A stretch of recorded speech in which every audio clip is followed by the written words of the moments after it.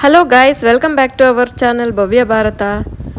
ನಾವಿವತ್ತು ತಮಿಳ್ನಾಡಲ್ಲಿರೋ ರಾಮೇಶ್ವರಂಗೆ ಬಂದಿದ್ದೀವಿ. ರಾಮೇಶ್ವರಂ ಬೆಂಗಳೂರಿಂದ 550 ಕಿಲೋಮೀಟರ್ ದೂರದಲ್ಲಿದೆ. ಮದುರೈಯಿಂದ 170 ಕಿಲೋಮೀಟರ್ ಇದೆ. ಮದುರೈಯಿಂದ ಇಲ್ಲಿಗೆ ಬರೋಕ್ಕೆ ಕಾರಲ್ಲಿ 2 ಅವರ್ಸ್ ಆಯಿತು. ರಾಮೇಶ್ವರಂ ಎಂಟರ್ ಆಗೋಕ್ಕೆ ಮುಂಚೆ ರೋಡ್ ಪಕ್ಕ ಒಂದು ಬ್ಯೂಟಿಫುಲ್ ಜಾಗ ಕಾಣಿಸ್ತು. ಸೊ ನೋಡೋಣ ಅಂತ ಸ್ಟಾಪ್ ಮಾಡಿದ್ದೀವಿ. ರಾಮೇಶ್ವರಮಲ್ಲಿ ಆಟ ಆಡೋ ಥರ ಯಾವುದೂ ಬೀಚ್ ಇಲ್ಲ. ಸೊ ಎಲ್ಲೂ ಬೀಚ್ ಅಂತ ನೀರಿಗಿಳಿಬೇಡಿ. ರಾಮೇಶ್ವರಮಲ್ಲಿ ನೋಡೋಕೆ ಯಾವ್ಯಾವ ಪ್ಲೇಸಸ್ ಇದೆ ಅಂತ ನೋಡೋಣ ಬನ್ನಿ. ಮೇನ್ ಟೆಂಪಲ್ ಹೆಸರು ರಾಮನಾಥ ಸ್ವಾಮಿ ಟೆಂಪಲ್. ಅದು ಬಿಟ್ಟು Agnitheertha, Ramatheertha, Lakshmana Theertha, Sita Theertha, Panchamukhi Hanuman temple, Ramapada temple, Villundi Theertham, Vibhishana Theertham, Pamban bridge, Dhanushkodi ಮತ್ತು ಅರಿಚಲ್ ಮುನೈ ಇದಿಷ್ಟು ರಾಮಾಯಣದಲ್ಲಿ ಬರೋ ಪ್ಲೇಸಸ್ಗಳು. ಅದು ಬಿಟ್ಟು ಹೊಸದಾಗಿ ನಟರಾಜ ಟೆಂಪಲ್ ಮತ್ತು ಶ್ರೀಕೃಷ್ಣ ಪ್ರಣಾಮಿ ಮಂಗಲ್ ಟೆಂಪಲ್ ಇದೆ. APJ ಅಬ್ದುಲ್ ಕಲಾಂ ಅವ್ರ ಮನೆ ಮತ್ತು ಅವ್ರ ಮೆಮೋರಿಯಲ್ಲೂ ಇದೆ. ಎಲ್ಲ ಪ್ಲೇಸಸ್ನೂ ಒಂದು ಫುಲ್ ಡೇನಲ್ಲಿ ಕವರ್ ಮಾಡ್ಬೋದು. ಬೆಂಗಳೂರಿಂದ ರಾಮೇಶ್ವರಮ್ಗೆ ಬರೋಕ್ಕೆ ಡೈರೆಕ್ಟ್ ಬಸ್ಸಸ್ ಇದೆ. ಡೈರೆಕ್ಟ್ ಟ್ರೈನ್ ಇಲ್ಲ. ಮದುರೈಗೆ ಬಂದು ಅಲ್ಲಿಂದ ಬಸ್, ಟ್ರೈನ್ ಅಥವಾ ಕ್ಯಾಬಲ್ಲಿ ಇಲ್ಲಿಗೆ ಬರ್ಬೋದು. ನಿಯರೆಸ್ಟ್ ಏರ್ಪೋರ್ಟ್ ಇರೋದುವೆ ಮದುರೈಯಲ್ಲೇ. ಬೆಸ್ಟ್ ಟೈಮ್ ಇಲ್ಲಿಗೆ ಬರೋಕ್ಕೆ ಸೆಪ್ಟೆಂಬರಿಂದ ಫೆಬ್ರವರಿವರೆಗೆ. ಸಮ್ಮರಲ್ಲಿ ತುಂಬ ಬಿಸಿಲಿರುತ್ತೆ. ರಾಮೇಶ್ವರಂ ಸುತ್ತ ಸಮುದ್ರ ಇದೆ. ಸೊ ಸಮುದ್ರ ಕ್ರಾಸ್ ಮಾಡಿಕೊಂಡೇ ರಾಮೇಶ್ವರಂಗೆ ಹೋಗಬೇಕು. ಈ ಬ್ರಿಡ್ಜ್ ಹೆಸರು ಪಂಬನ್ ಬ್ರಿಡ್ಜ್ ಅಂತ. ಸಮುದ್ರದ ಮೇಲೆ 1988ರಲ್ಲಿ ಕಟ್ಟಿರೋದು. ಇದರ ಲೆಂತ್ ಸುಮಾರು 2 ಕಿಲೋಮೀಟರ್ ಇದೆ. ಬ್ರಿಡ್ಜ್ ಕ್ರಾಸ್ ಮಾಡ್ಬೇಕಾದ್ರೆ ವ್ಯೂ ತುಂಬ ಚೆನ್ನಾಗಿದೆ. Right side full fishing boats ಕಾಣ್ತಾ ಇದೆ ಮತ್ತು ಲೆಫ್ಟ್ ಸೈಡಲ್ಲಿ ಟ್ರೈನ್ ಹೋಗೋಕ್ಕೆ ಬ್ರಿಡ್ಜಸ್ಗಳಿದೆ. ಆ ಕಡೆ ಕಾಣ್ತಾ ಇರೋದು ಹೊಸ ಬ್ರಿಡ್ಜು, ಈ ಕಡೆ ಕಾಣ್ತಾ ಇರೋದು ಹಳೆ ಬ್ರಿಡ್ಜ್. ಹಳೆ ಬ್ರಿಡ್ಜ್ 1914ರಲ್ಲಿ ಬ್ರಿಟಿಷ್ ಟೈಮಲ್ಲಿ ಕಟ್ಟಿರೋದು. ಹಳೆ ಬ್ರಿಡ್ಜಲ್ಲಿ ಕ್ರ್ಯಾಕ್ಸ್ಗಳಾಗಿದೆ ಅಂತ ಇವಾಗ ಹೊಸ ಬ್ರಿಡ್ಜ್ ಕನ್ಸ್ಟ್ರಕ್ಟ್ ಮಾಡ್ತಾ ಇದ್ದಾರೆ. ಇದು 2025ರಲ್ಲಿ ಓಪನ್ ಆಗುತ್ತಂತೆ. ಸೊ ಸದ್ಯಕ್ಕೆ ಟ್ರೈನ್ ಸರ್ವಿಸಸ್ ಸ್ಟಾಪ್ ಮಾಡಿದ್ದಾರೆ. ನೀವು ಟ್ರೈನಲ್ಲಿ ಬಂದರೆ ಹತ್ತಿರದಲ್ಲೇ ಇರೋ ಮಂಡಪಂ ಸ್ಟೇಷನಲ್ಲಿ ಇಳ್ಕೊಂಡು ಅಲ್ಲಿಂದ ರಾಮೇಶ್ವರಂಗೆ ಬಸ್ಸಲ್ಲಿ ಹೋಗಬೇಕಾಗತ್ತೆ. ಓನ್ ವೆಹಿಕಲಲ್ಲಿ ಬಂದಿದ್ರೆ ಸೈಡಲ್ಲಿ ಪಾರ್ಕ್ ಮಾಡಿ ವ್ಯೂ ನೋಡ್ಬೋದು. ಬಸ್ ಅಥವಾ ಟ್ರೈನಲ್ಲಿ ಬಂದರೆ ಬ್ರಿಡ್ಜ್ ಕ್ರಾಸ್ ಮಾಡಬೇಕಾದ್ರೆ ಕಾಣಿಸುತ್ತೆ. ನೀವು ಫೋಟೋಸ್ ಏನಾದ್ರು ತೊಗೋಬೇಕು ಅಂದರೆ ರಾಮೇಶ್ವರಮಿಂದ 15 ಕಿಲೋಮೀಟರ್ಸ್ ಇದೆ. ಇಲ್ಲಿಗೆ ಆಟೋದಲ್ಲಿ ಬರ್ಬೋದು. ಇಲ್ಲಿ ಸನ್ಸೆಟ್ ಮತ್ತು ಸನ್ರೈಸ್ ತುಂಬ ಚೆನ್ನಾಗಿ ಕಾಣುತ್ತಂತೆ. ರೋಡ್ ಆಗಿರೋದ್ರಿಂದ 24 ಅವರ್ಸ್ ಓಪನ್ ಇರುತ್ತೆ, ಯಾವಾಗ ಬೇಕಾದರೂ ಬರ್ಬೋದು. ಈ ಹಳೆ ಬ್ರಿಡ್ಜ್ ಇಂಡಿಯಾದಲ್ಲಿ ಸಮುದ್ರದ ಮೇಲೆ ಕಟ್ಟಿರೋ ಫಸ್ಟ್ ಬ್ರಿಡ್ಜ್ ಅಂತ ಹೇಳ್ತಾರೆ. ಆದರೆ ನನ್ನ ಪ್ರಕಾರ ನಮ್ಮ ಶ್ರೀರಾಮ ಸೈನ್ಯ ನಿರ್ಮಿಸಿದ್ದ ರಾಮಸೇತು ಫಸ್ಟ್ ಬ್ರಿಡ್ಜ್, ಇದು ಸೆಕೆಂಡ್ ಬ್ರಿಡ್ಜ್ ಅಂತ ಹೇಳ್ಬೋದು. ಈ ಬ್ರಿಡ್ಜ್ ಹೈಟ್ ಕಡಿಮೆ ಇರೋದ್ರಿಂದ ದೊಡ್ಡ ಶಿಪ್ಸ್ ಬಂದರೆ ಬ್ರಿಡ್ಜ್ ಓಪನ್ ಮಾಡೋ ಥರ ಕನ್ಸ್ಟ್ರಕ್ಟ್ ಮಾಡಿದ್ದಾರೆ. ಶಿಪ್ ಹೋಗಬೇಕಾದ್ರೆ ಓಪನ್ ಆಗುತ್ತೆ, ಟ್ರೈನ್ ಹೋಗಬೇಕಾದ್ರೆ ಕ್ಲೋಸ್ ಆಗುತ್ತೆ. ಪಂಬನ್ ಬ್ರಿಡ್ಜಿಂದ ರಾಮನಾಥರ ಟೆಂಪಲ್ವರೆಗೆ ಒಂದೇ ಮೇನ್ ರೋಡ್ ಇರೋದು. ಆ ರೋಡಲ್ಲೇ ಸ್ವಲ್ಪ ಲೆಫ್ಟ್ ಅಥವಾ ರೈಟ್ ಹೋದರೆ ಎಲ್ಲ ಪುರಾಣ ಪ್ರಸಿದ್ಧವಾದ ಪ್ಲೇಸಸ್ಗಳು ಸಿಗುತ್ತೆ. ಇಲ್ಲಿಂದ 10 ಕಿಲೋಮೀಟರ್ ದೂರದಲ್ಲಿ ಫಸ್ಟ್ ಸಿಗೋ ಪ್ಲೇಸ್ ವಿಲ್ಲುಂಡಿ ತೀರ್ಥಂ ಅಂತ.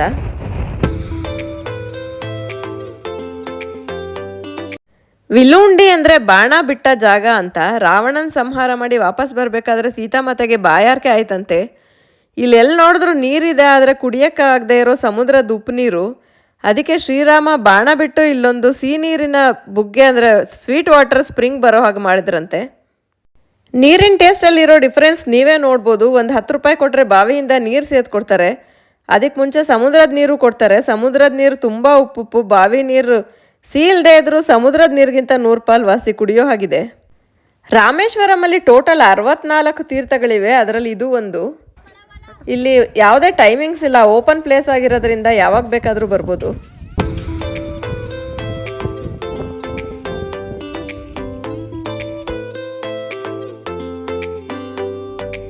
ನಮ್ಮ ಚಾನಲ್ಗಿನ್ನೂ ಸಬ್ಸ್ಕ್ರೈಬ್ ಮಾಡ್ಕೊಂಡಿಲ್ಲ ಅಂದರೆ ದಯವಿಟ್ಟು ಸಬ್ಸ್ಕ್ರೈಬ್ ಮಾಡ್ಕೊಳ್ಳಿ. ಇಲ್ಲಿಂದ 2 ಕಿಲೋಮೀಟರ್ ದೂರದಲ್ಲಿ ಮೇನ್ ರೋಡಲ್ಲಿ doctor APJ Abdul Kalam memorial ಇದೆ. ಇಲ್ಲಿ ನಮ್ಮ ರಾಕೆಟ್ ಬಾಯ್, ಭಾರತದ ಶ್ರೇಷ್ಠ ವಿಜ್ಞಾನಿ, X president doctor Abdul Kalam ಅವರ ಸಮಾಧಿ ಮತ್ತು ಅವರ ಲೈಫ್ ಬಗ್ಗೆ ಎಲ್ಲ ಡೀಟೇಲ್ಸ್ ಇದೆ. ಈ ಮೆಮೋರಿಯಲ್ ಮಾಡಿರೋದು DRDO ಅವರು. ತುಂಬ ಚೆನ್ನಾಗಿ ಮಾಡಿದ್ದಾರೆ, ಮಿಸ್ ಮಾಡದೆ ನೋಡಿ. ಇದ್ರ ಟೈಮಿಂಗ್ಸ್ ಬೆಳಗ್ಗೆ 9ರಿಂದ ಸಂಜೆ 5 ಗಂಟೆವರೆಗೆ ತೆಗೆದಿರುತ್ತೆ. ಎಂಟ್ರಿ ಫೀಸ್ ಏನೂ ಇಲ್ಲ. ಮೊಬೈಲ್ಸ್ ಮತ್ತು ಬ್ಯಾಗ್ಸ್ ಒಳಗೆ ಅಲೋ ಮಾಡಲ್ಲ. ಸಾಮಾನು ಇಡಕ್ಕೆ ಲಾಕರ್ ಫೆಸಿಲಿಟಿ ಇದೆ. ಇಲ್ಲಿಂದ 4 ಕಿಲೋಮೀಟರ್ ದೂರದಲ್ಲಿ ಲಕ್ಷ್ಮಣ ತೀರ್ಥ ಇದೆ. ಇದ್ರ ಟೈಮಿಂಗ್ಸ್ ಬೆಳಗ್ಗೆ 7ರಿಂದ 1 ಮತ್ತು ಸಂಜೆ 4ರಿಂದ 7 ಗಂಟೆವರೆಗೆ ಓಪನ್ ಇರುತ್ತೆ. ಇಲ್ಲಿ ಲಕ್ಷ್ಮಣ ಸ್ಥಾಪಿಸಿದ್ದ ಶಿವಲಿಂಗ ಇದೆ.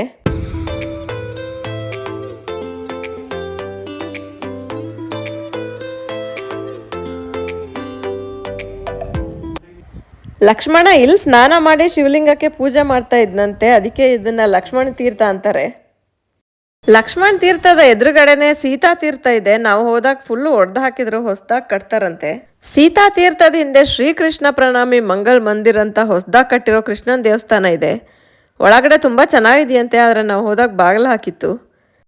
ಇದ್ರ ಪಕ್ಕದಲ್ಲೇ ನಟರಾಜನ್ ದೇವಸ್ಥಾನ ಇದೆ. ಇದುವೇ ಹೊಸದಾಗಿ ಕಟ್ಟಿರೋದು, ನೋಡಕ್ ಚೆನ್ನಾಗಿದೆ. ನಟರಾಜನ್ ಪ್ರತಿಮೆ ಇದೆ, ಮತ್ತೆ ಸೀಲಿಂಗಲ್ಲಿ ನಟರಾಜನ 64 ಪೋಸಸ್ ಎಂಬೋಸ್ ಮಾಡಿದ್ದಾರೆ.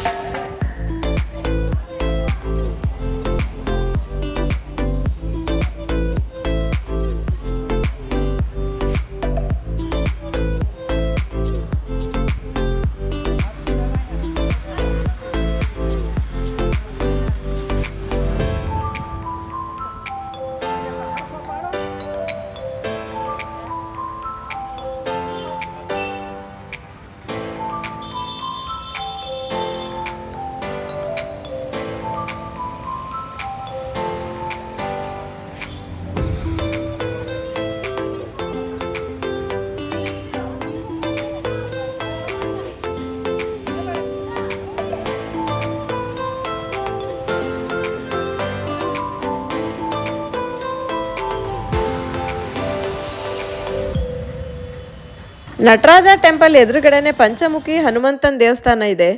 ಇದು ಬೆಳಗ್ಗೆ 6ರಿಂದ ಸಂಜೆ 6:30ವರೆಗೆ ತೆಗೆದಿರುತ್ತೆ. ಈ ಪ್ರತಿಮೆ ಧನುಷ್ ಕೋಡಿಲಿ ಇತ್ತಂತೆ, ಅಲ್ಲಿ ಸುನಾಮಿ ಬಂದ್ಮೇಲೆ ಅದನ್ನ ಇಲ್ಲಿ ತಂದು ಇಟ್ಟಿದ್ದಾರೆ. ಈ ದೇವಸ್ಥಾನದಲ್ಲಿ ರಾಮಸೇತು ಕಟ್ಟಕ್ಕೆ ಯೂಸ್ ಮಾಡಿದ್ದ ಫ್ಲೋಟಿಂಗ್ ಸ್ಟೋನ್ಸು ಇಟ್ಟಿದ್ದಾರೆ. ಪಂಚಮುಖಿ ಹನುಮಂತನ ದೇವಸ್ಥಾನದ ಹತ್ರನೇ ರಾಮತೀರ್ಥ ಮತ್ತು ರಾಮಪಾದ ಟೆಂಪಲ್ ಮತ್ತು ಅಬ್ದುಲ್ ಕಲಾಂ ಅವ್ರ ಮನೆ ಎಲ್ಲ ಇದೆ. ಆದರೆ ಈಗ ಸಂಜೆ 4:15 ಆಗಿರೋದ್ರಿಂದ ಧನುಷ್ ಕೋಡಿ ಮತ್ತು ಅರಿಚಲ್ ಮುನೈ ನೋಡೋಕೆ ಹೋಗ್ತಾ ಇದ್ದೀವಿ. ಅಲ್ಲಿ ಸನ್ಸೆಟ್ ತುಂಬ ಚೆನ್ನಾಗಿರುತ್ತಂತೆ, ಮತ್ತು ಧನುಷ್ ಕೋಡಿಗೆ ಸಂಜೆ 6 ಗಂಟೆ ಮೇಲೆ ಬಿಡಲ್ಲ. ಸೊ ಫಸ್ಟ್ ಅದನ್ನು ಕವರ್ ಮಾಡಿ ಮಿಕ್ಕಿದ ಪ್ಲೇಸಸ್ ನಾಳೆ ನೋಡೋಣ ಅಂತ ಡಿಸೈಡ್ ಮಾಡಿದ್ದೀವಿ. ಧನುಷ್ ಕೋಡಿಗೆ ಹೋಗಬೇಕಾದ್ರೆ ಆನ್ ದ ವೇ ರಾಮೇಶ್ವರಮಿಂದ 10 ಕಿಲೋಮೀಟರ್ ದೂರದಲ್ಲಿ ವಿಭೀಷಣ ತೀರ್ಥ ಸಿಗುತ್ತೆ. ಆ ದೇವಸ್ಥಾನನ ಕೋದಂಡರಾಮ ಟೆಂಪಲ್ ಅಂತಲೂ ಕರೀತಾರೆ. ರಾವಣನ ಜೊತೆ ಯುದ್ಧ ಮುಗಿದ್ಮೇಲೆ ರಾಮೇಶ್ವರಂಗೆ ವಾಪಸ್ ಬಂದು ಇದೇ ಜಾಗದಲ್ಲಿ ವಿಭೀಷಣಂಗೆ ಪಟ್ಟಾಭಿಷೇಕ ಮಾಡಿದ್ರಂತೆ. ಈ ಟೆಂಪಲ್ ಟೈಮಿಂಗ್ಸ್ ಬೆಳಗ್ಗೆ 7ರಿಂದ ಸಂಜೆ 5 ಗಂಟೆವರೆಗೆ ತೆಗೆದಿರುತ್ತೆ. ವಿಭೀಷಣ ತೀರ್ಥದಿಂದ 3 ಕಿಲೋಮೀಟರ್ ದೂರದಲ್ಲಿ ಧನುಷ್ ಕೋಡಿ ಬೀಚ್ ಇದೆ. ಇಲ್ಲಿ ಯಾವಾಗಲೂ ಬೇ ಆಫ್ ಬೆಂಗಾಲಲ್ಲಿ ತುಂಬ ಹೈ ಟೈಡ್ಸ್ ಇರುತ್ತಂತೆ, ಸೊ ಯಾವುದೇ ಕಾರಣಕ್ಕೂ ನೀರಿಗಿಳಿಬೇಡಿ. ಈ ಪ್ಲೇಸ್ ನೋಡೋಕ್ಕೆ ಮತ್ತು ಫೋಟೋಸ್ ತೊಗೊಳಕ್ಕೆ ಚೆನ್ನಾಗಿದೆ. ಮುಂಚೆ ಇದು ಧನುಷ್ ಕೋಡಿ ಹೆಬ್ಬಾಗಿಲಾಗಿತ್ತಂತೆ. ಆ್ಯಕ್ಚುಯಲ್ ಧನುಷ್ ಕೋಡಿ ಟೌನ್ ಇಲ್ಲಿಂದ 8 ಕಿಲೋಮೀಟರ್ ದೂರದಲ್ಲಿದೆ. 1964ಅಲ್ಲಿ ಬಂದು ಸೈಕ್ಲೋನ್ಗೆ ಇಡೀ ಊರೇ ಕೊಚ್ಕೊಂಡು ಹೋಯ್ತಂತೆ. 1800 ಜನ ಸತ್ತೋದ್ರಂತೆ. ಆವಾಗಿಂದ ಅಲ್ಲಿ ಯಾರೂ ಇರಲ್ಲ, ಪಾಳು ಬಿದ್ದಿರೋ ಊರು ನೋಡ್ಬೋದು.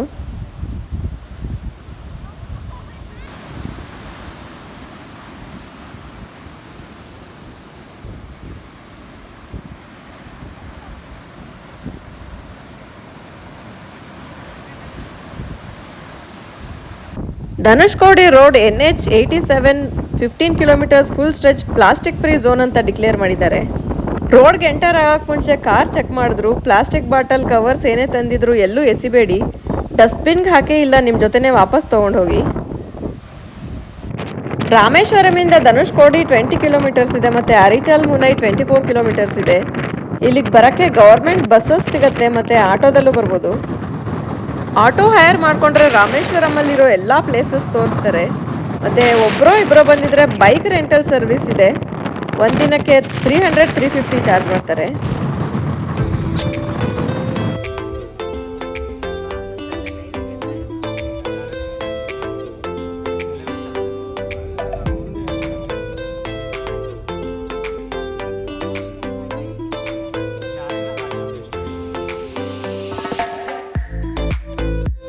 ಅರಿಚಲ್ Munai Rameswaram island last point. ಇದೇ ಪಾಯಿಂಟಲ್ಲಿ ಇಂಡಿಯನ್ ಓಷನ್ನ ಗಲ್ಫ್ ಆಫ್ ಮನ್ನಾರ್ ಸಿ ಮತ್ತು ಬೇ ಆಫ್ ಬೆಂಗಾಲ್ ಮೀಟ್ ಆಗುತ್ತೆ. ಇಂಡಿಯನ್ ಓಷನ್ ನೀರು ಶಾಂತವಾಗಿರುತ್ತೆ, ಮತ್ತು ಬೇ ಆಫ್ ಬೆಂಗಾಲ್ ಯಾವಾಗಲೂ ರೌದ್ರವಾಗಿರುತ್ತೆ.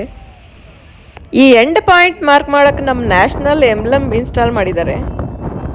ಈ ಪಾಯಿಂಟ್ ಇಂದ ಶ್ರೀಲಂಕಾ 28 ಕಿಲೋಮೀಟರ್ಸ್ ಇದೆ. ಇಲ್ಲಿಂದಾನೇ ರಾಮ ಸೇತು ನಿರ್ಮಿಸಿದ್ದಂತೆ.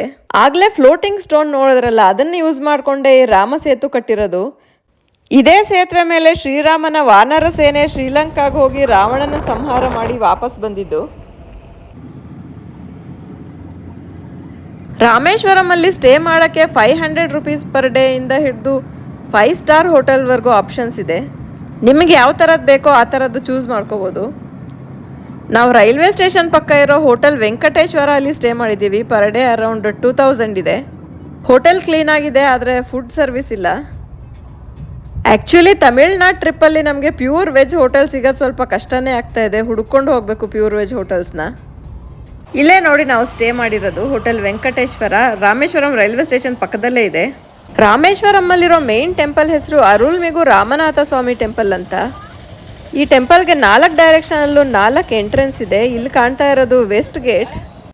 ಎಂಟರ್ ಆಗ್ತಿದ್ದಂಗೆ ಶಾಪಿಂಗ್ಗೆ ಅಂಗಡಿಗಳಿವೆ. ಪೂಜೆ ಸಾಮಾನುಗಳು ಮತ್ತು ಡೆಕೋರೇಟಿವ್ ಐಟಮ್ಸ್, ಗಿಫ್ಟ್ ಐಟಮ್ಸ್ಗಳೆಲ್ಲ ಸಿಗುತ್ತೆ ಇಲ್ಲಿ. ಈ ದೇವಸ್ಥಾನದಲ್ಲಿ ಗರ್ಭಗುಡಿ ಸುತ್ತ 3 ಕಾರಿಡಾರ್ಗಳಿವೆ. ಇಲ್ಲಿ ನೋಡ್ತಾ ಇರೋದು 3rd ಕಾರಿಡಾರ್. ಇದನ್ನ 17th ಸೆಂಚುರಿಯಲ್ಲಿ ರಾಜ ಮುತ್ತು ರಾಮಲಿಂಗ ಸೇತುಪತಿಯವರು ಕಟ್ಟಿಸಿರೋದಂತೆ. ಸುತ್ತಲೂ ಈ ಥರ 1212 ಪಿಲ್ಲರ್ಸ್ ಇದೆ. ಈ ಪಿಲ್ಲರ್ ಹೈಟ್ 30 ಅಡಿ ಇದೆ. ಈ 3rd ಕಾರಿಡಾರ್ ಇಂಡಿಯಾ ದೇವಸ್ಥಾನಗಳಲ್ಲಿರೋ ಲಾಂಗೆಸ್ಟ್ ಕಾರಿಡಾರ್. ಈ ದೇವಸ್ಥಾನದಲ್ಲಿ ಸಾಕ್ಷಾತ್ ಶ್ರೀರಾಮ ಮತ್ತು ಸೀತಾಮಾತೆ ಸ್ಥಾಪಿಸಿರೋ ಶಿವಲಿಂಗ ಇದೆ. ಲಂಕೆಗೆ ಯುದ್ಧಕ್ಕೆ ಹೋಗೋಕೆ ಮುಂಚೆ ಇಲ್ಲಿ ರಾಮ ಮತ್ತು ಲಕ್ಷ್ಮಣ ಶಿವಲಿಂಗನ ಪೂಜೆ ಮಾಡಿ ಯುದ್ಧದಲ್ಲಿ ಗೆಲ್ಲಬೇಕು ಅಂತ ಕೇಳ್ಕೊಂಡು ಹೋಗ್ತಾರೆ. ಮತ್ತು ಯುದ್ಧ ಮುಗಿಸ್ಕೊಂಡು ವಾಪಸ್ ಬಂದ ಮೇಲೆ ಸೀತಾಮಾತೆ ಮರಳಿಂದ ಮಾಡಿದ್ದ ಶಿವಲಿಂಗನ ಸ್ಥಾಪಿಸಿ ಅದಕ್ಕೆ ಪೂಜೆ ಮಾಡ್ತಾರೆ. ಇಲ್ಲಿ ಕಾಣ್ತಾ ಇರೋದು ಗರ್ಭಗುಡಿ. ಮುಂದೆ ದೊಡ್ಡ ನಂದಿ ಇದೆ. ಇದನ್ನ 12th ಸೆಂಚುರಿಯಲ್ಲಿ ಪಾಂಡ್ಯ ಡೈನಾಸ್ಟಿ ಅವರು ಕಟ್ಟಿರೋದು. ಇದು ನೋಡಿ ಫಸ್ಟ್ ಕಾರಿಡಾರ್. ಫುಲ್ ಕಲ್ಲಲ್ಲಿ ಕಟ್ಟಿದ್ದಾರೆ. ಕಾರಿಡಾರ್ ಅಂದರೆ ಪ್ರದಕ್ಷಿಣೆ ಹಾಕೋ ಜಾಗ. ಈ ದೇವಸ್ಥಾನದಲ್ಲಿ 2 ಶಿವಲಿಂಗ ಇದೆ. ಮರಳಿಂದ ಮಾಡಿರೋ ರಾಮಲಿಂಗ ಮತ್ತು ಹನುಮಂತ ಕೈಲಾಸ ಪರ್ವತದಿಂದ ತಂದಿರೋ ವಿಶ್ವಲಿಂಗ. ಇಲ್ಲೇ ಗಣೇಶ ಮತ್ತು ಸುಬ್ರಹ್ಮಣ್ಯ ದೇವಸ್ಥಾನನೂ ಇದೆ, ಮತ್ತು ಉತ್ಸವ ಮೂರ್ತಿ ಮತ್ತು ಶಯನಗೃಹನೂ ಇದೆ. ಪಕ್ಕದಲ್ಲೇ ಅಮ್ಮನವರ ಗರ್ಭಗುಡಿ ಇದೆ. ಇಲ್ಲಿ ಪರ್ವತ ವರ್ಧಿನಿ ಅನ್ನೋ ಹೆಸರಿನಿಂದ ಪಾರ್ವತಿನ ಪೂಜಿಸ್ತಾರೆ.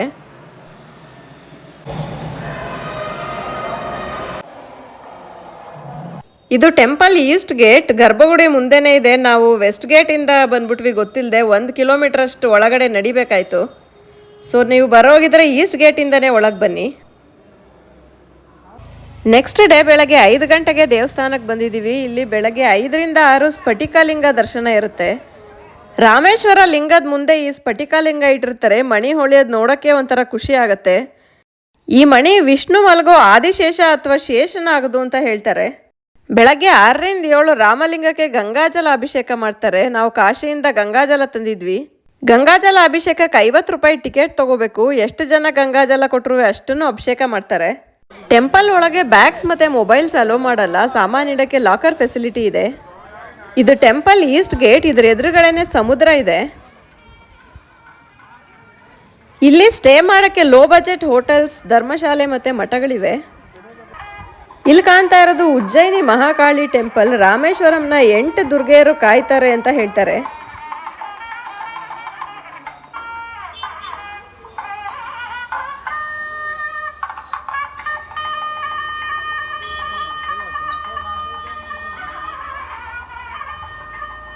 ಇಲ್ಲಿರೋ ಬೀಚ್ ಹೆಸರು ಅಗ್ನಿ ತೀರ್ಥ ಅಂತ. ಇಲ್ಲಿ ಸ್ನಾನ ಮಾಡಿದ್ರೆ ನಮ್ಮ ಪಾಪಗಳೆಲ್ಲ ಪರಿಹಾರ ಆಗತ್ತೆ ಅನ್ನೋ ನಂಬಿಕೆ ಇದೆ.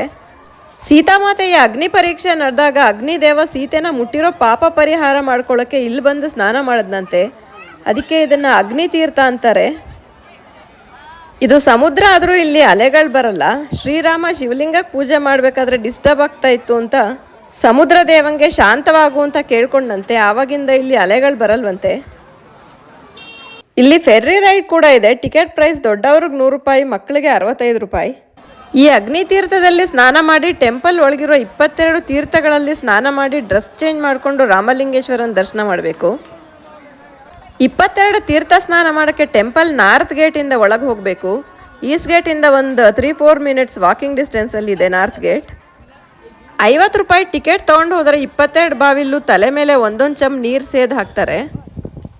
ಸ್ನಾನ ಆದಮೇಲೆ ಡ್ರೆಸ್ ಚೇಂಜ್ ಮಾಡದೆ ದೇವ್ರ ದರ್ಶನ ಮಾಡೋಕ್ಕೆ ಬಿಡಲ್ಲ. ಸೊ ಒಂದು ಜೊತೆ ಬಟ್ಟೆ ತೊಗೊಂಡು ಹೋಗಬೇಕು. ಒಳಗಡೆ ಚೇಂಜಿಂಗ್ ರೂಮ್ಸ್ ಇದೆ, ಅಲ್ಲಿ ಚೇಂಜ್ ಮಾಡ್ಕೋಬೋದು. ಇಲ್ಲ ಹೋಟೆಲ್ ಹತ್ತಿರ ಇದ್ದರೆ ಅಲ್ಲೇ ಚೇಂಜ್ ಮಾಡ್ಕೊಂಡು ಹೋಗ್ಬೋದು. ಈಸ್ಟ್ ಗೇಟಿಂದ ಟೆಂಪಲ್ ಎಂಟರ್ ಆಗ್ತಿದ್ದಂಗೆ ರೈಟ್ ಸೈಡಲ್ಲಿ ಹನುಮಂತನ ದೇವಸ್ಥಾನ ಇದೆ. ಹನುಮಂತನ ಮುಖ ನೋಡಿ ಕೋಪದಿಂದ ಮುಖ ಊದಿಸ್ಕೊಂಡಂಗಿದೆ. ಹನುಮಂತ ಕೋಪ ಯಾಕೆ ಮಾಡ್ಕೊಂಡಿದ್ದಾನೆ ಅನ್ನೋದಕ್ಕೆ ಒಂದು ಕತೆ ಇದೆ. ಯುದ್ಧ ಮುಗಿಸ್ಕೊಂಡು ಬಂದಮೇಲೆ ಹನುಮಂತಂಗೆ ಕೈಲಾಸ ಪರ್ವತದಿಂದ ಶಿವಲಿಂಗ ತರಕ್ಕೆ ಹೇಳ್ತಾರಂತೆ. ಹನುಮಂತ ಬರೋದು ಲೇಟ್ ಆಯಿತು ಅಂತ ಸೀತಾಮಾತೆನೇ ಮರಳಲ್ಲಿ ಶಿವಲಿಂಗ ಮಾಡಿ ಸ್ಥಾಪಿಸ್ಬಿಡ್ತಾರೆ. ಅದಕ್ಕೆ ಹನುಮಂತ ಕೋಪ ಮಾಡ್ಕೊಂಡಂತೆ. ಆಗ ರಾಮ ನೀನು ತಂದ ಲಿಂಗಕ್ಕೆ ಮೊದಲು ಪೂಜೆ ಮಾಡಿ ಆಮೇಲೆ ರಾಮಲಿಂಗಕ್ಕೆ ಪೂಜೆ ಮಾಡಬೇಕು ಅಂತ ವರ ಕೊಟ್ಟನಂತೆ. ಸೊ ಮೊದಲು ಹನುಮಂತನ ದರ್ಶನ ಮಾಡಿ ಅಲ್ಲಿರೋ ಲಿಂಗ ದರ್ಶನ ಮಾಡಿ ಆಮೇಲೆ ರಾಮಲಿಂಗೇಶ್ವರನ ದರ್ಶನ ಮಾಡಬೇಕು. ಇದು ನೋಡಿ the world famous third corridor. ಆಗಲೇ ಹೇಳ್ದಂಗೆ ಸುತ್ತಲೂ ಈ ಥರ 1212 ಪಿಲ್ಲರ್ಸ್ಗಳಿದೆ. ಒಂದೊಂದು ಪಿಲ್ಲರ್ಸಲ್ಲಿ ಒಂದೊಂದು ಡಿಸೈನ್ ಇದೆ ಮತ್ತು ಸೀಲಿಂಗಲ್ಲಿ ಕಲರ್ಫುಲ್ ಪೇಂಟಿಂಗ್ಸ್ ಇದೆ. ಸೀಲಿಂಗಲ್ಲಿರೋ ಡಿಸೈನ್ಸ್ ಒಂದು ಕಡೆ ಇರೋದು ಇನ್ನೊಂದು ಕಡೆ ರಿಪೀಟ್ ಆಗಿಲ್ಲ, ಎಲ್ಲ ಯುನೀಕ್ ಆಗಿದೆ. 17th ಸೆಂಚುರಿಲಿ ಕಟ್ಟಿರೋದು. ಆರ್ಕಿಟೆಕ್ಚರ್ ಎಷ್ಟು ಅದ್ಭುತವಾಗಿದೆ ನೋಡಿ.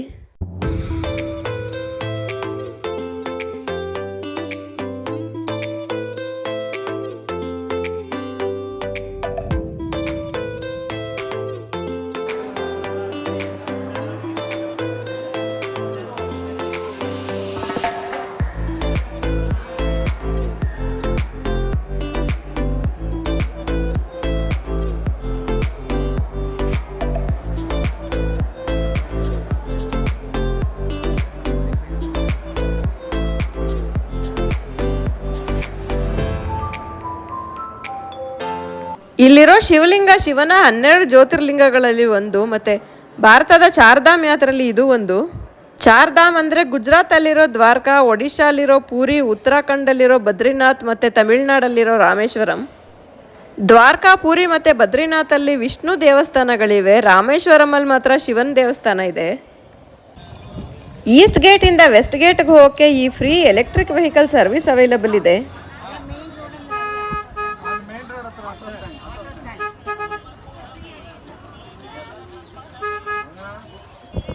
ನೋಡಿ ಇಲ್ಲಿ ಕಾಣ್ತಾ ಇರೋದು ನಾರ್ತ್ ಗೇಟ್. ತೀರ್ಥ ಸ್ನಾನಕ್ಕೆ ಈ ಗೇಟಿಂದನೇ ಒಳಗೆ ಹೋಗಬೇಕು. ಮೇನ್ ಟೆಂಪಲಿಂದ 2.5 ಕಿಲೋಮೀಟರ್ ದೂರದಲ್ಲಿ ರಾಮಪಾದ ಟೆಂಪಲ್ ಇದೆ. ಇದ್ರ ಟೈಮಿಂಗ್ಸ್ ಬೆಳಗ್ಗೆ 6 ಗಂಟೆಯಿಂದ ಸಂಜೆ 6 ಗಂಟೆವರೆಗೆ ತೆಗೆದಿರುತ್ತೆ. ಇಲ್ಲಿ ಕಲ್ಲಿನ ಮೇಲೆ ಸಾಕ್ಷಾತ್ ರಾಮನ ಫುಟ್ ಪ್ರಿಂಟ್ಸ್ ಇದೆ. ಇಲ್ಲಿ ರಾಮನ ಪಾದಕ್ಕೆ ಪೂಜೆ ಮಾಡೋದು. ಈ ಟೆಂಪಲ್ ಇರೋದು ಗಂಧಮಾದನ ಪರ್ವತದ ಮೇಲೆ. ಪರ್ವತ ಅಂದರೆ ದೊಡ್ಡ ಬೆಟ್ಟ ಏನಲ್ಲ, ರಾಮೇಶ್ವರಮಲ್ಲಿರೋ ಅತಿ ಎತ್ತರದ ಪ್ರದೇಶ ಇದು. ಇದೇ ಪ್ಲೇಸಿಂದ ಹನುಮಂತ ಲಂಕೆಗೆ ಹಾರಿದ್ದಂತೆ. ಮತ್ತು ಅಲ್ಲಿಂದ ವಾಪಸ್ ಬಂದು ಇದೇ ಜಾಗದಲ್ಲಿ ರಾಮಂಗೆ ಲಂಕೆಯಲ್ಲಿ ಸೀತಾಮಾತೆನ ನೋಡಿದ ವಿಷಯ ಹೇಳಿದ್ದಂತೆ. ಇದ್ರ ಮೇಲಿಂದ ರಾಮೇಶ್ವರಂ ಮತ್ತು ಧನುಷ್ಕೋಡಿ ಫುಲ್ ವ್ಯೂ ಕಾಣುತ್ತೆ. ಇಲ್ಲಿಂದಾನೇ ಶ್ರೀರಾಮ ಲಂಕೆನ ನೋಡಿದ್ದು ಅಂತ ಹೇಳ್ತಾರೆ. ಮತ್ತು ಇಲ್ಲೇ ನಿಂತ್ಕೊಂಡು ರಾಮ ಸೇತು ಕಟ್ಟಕ್ಕೆ ಪ್ಲಾನ್ ಮಾಡಿದ್ದಂತೆ. ಆದರೆ ನಮಗೇನು ಶ್ರೀಲಂಕಾ ಕಾಣಲಿಲ್ಲ. Pamban bridge, Doordarshan tower, Villoondi Theertham, lighthouse, temple ಮತ್ತು ಸಮುದ್ರ ತುಂಬ ಚೆನ್ನಾಗಿ ಕಾಣ್ತಾ ಇದೆ.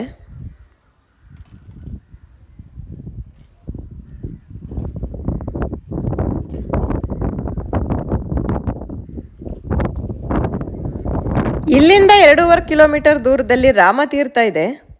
ರಾಮ ರಾವಣನ್ ಕೊಂದ ಬ್ರಹ್ಮ ಹತ್ಯಾ ದೋಷ ನಿವಾರಿಸ್ಕೊಳ್ಳೋಕ್ಕೆ ಸ್ನಾನ ಮಾಡಿದ ಜಾಗ ಇದು ಅಂತ ಹೇಳ್ತಾರೆ.